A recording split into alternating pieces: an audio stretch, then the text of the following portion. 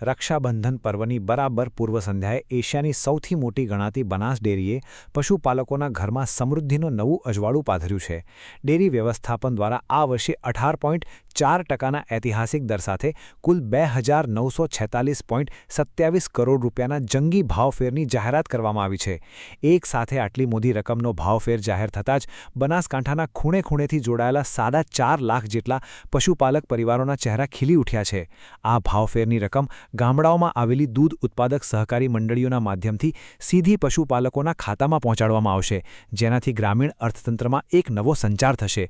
ખાસ કરીને આ જાહેરાતને પશુપાલક બહેનો માટે બનાસ ડેરી તરફથી મળેલી સૌથી અનમોલ અને યાદગાર રક્ષાબંધનની ભેટ ગણવામાં આવી રહી છે.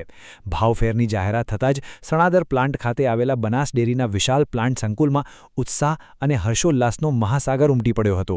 ત્યાં માત્ર આર્થિક સમૃદ્ધિની જ ઉજવણી નહોતી થઈ, પરંતુ ભાઈ બહેનના પવિત્ર બંધન સાથે કોમી એકતા અને સામાજિક સમરસતાનો એક અત્યંત સુંદર અને પ્રેરણાદાયી સંદેશ પણ વહેતો થયો હતો. હિન્દુ અને મુસ્લિમ બંને સમાજની મહિલા પશુપાલકોએ એક સાથે મળીને બનાસ ડેરીના ચેરમેન શંકરભાઈ ચૌધરીના કાંઠે પ્રેમ અને આદરથી રેશમની રાખડીઓ બાંધી હતી. મુસ્લિમ બહેનોએ પણ કાંડે રક્ષાતંતુ બાંધીને આ પવિત્ર સંબંધને વહાલથી વધાવી લીધો હતો અને ભાઈચારાની અનોખી મિસાલ કાયમ કરી હતી. બહેનોના આ લાગણીસભર સ્પર્શ અને કૃતજ્ઞતાથી સણાદર પ્લાન્ટનું સમગ્ર વાતાવરણ પરમ સ્નેહથી ભીંજાઈ ગયું હતું. આ પ્રસંગે બનાસ ડેરીના ચેરમેન શંકરભાઈ ચૌધરીએ ખુશી વ્યક્ત કરતા જણાવ્યું હતું કે કેન્દ્ર સરકારના સાથ અને સહયોગથી બનાસ ડેરી પ્રગતિના નવા શિખરો સર કરી રહી છે અને ડેરીની આ સફળતા અને સમૃદ્ધિનો સીધો લાભ તેના સાચા હકદાર એવા પશુપાલક ભાઈઓ બહેનો સુધી પહોંચાડવામાં આવી રહ્યો છે. તહેવારના ટાણે જ આટલી મોટી આર્થિક ભેટ મળતા પશુપાલકો માટે રક્ષાબંધનનો તહેવાર સાચા અર્થમાં સુવર્ણમય બની ગયો છે. એક તરફ આર્થિક સ્વાવલંબનની ખુશી અને બીજી તરફ કોમી એકતાનું મનોરમ્ય દ્રશ્ય આ સમગ્ર આયોજનનું સૌથી મોટું આકર્ષણ બની રહ્યું હતું. આંગણે આવેલી સમૃદ્ધિ અને બહેનોના આશીર્વાદે બનાસ ડેરીના ઇતિહાસમાં વધુ એક યાદગાર પ્રકરણ ઉમેરી દીધું છે.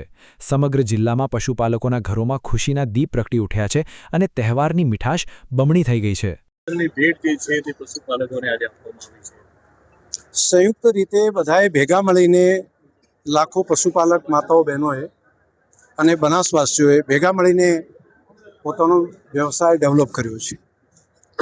આ યશ હું જિલ્લાના તમામ પશુપાલકોને આપું છું.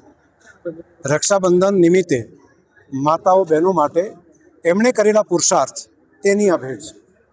2,946 કરોડ રૂપિયા.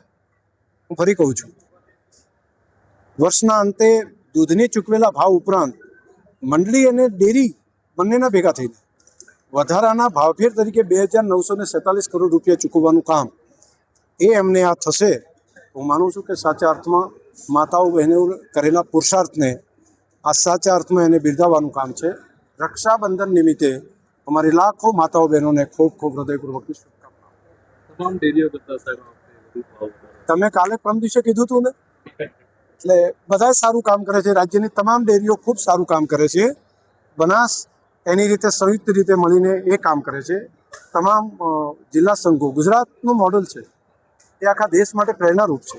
ગુજરાતની તમામ ડેરીઓ ખૂબ સારું કામ કરી રહી છે અને દરેકને ઓપોર્ચ્યુનિટી અલગ અલગ પ્રકારની છે, પરંતુ કામ કરવાવાળા તમામ પશુપાલકોને અને એમની ટીમોને પણ હું અભિનંદન.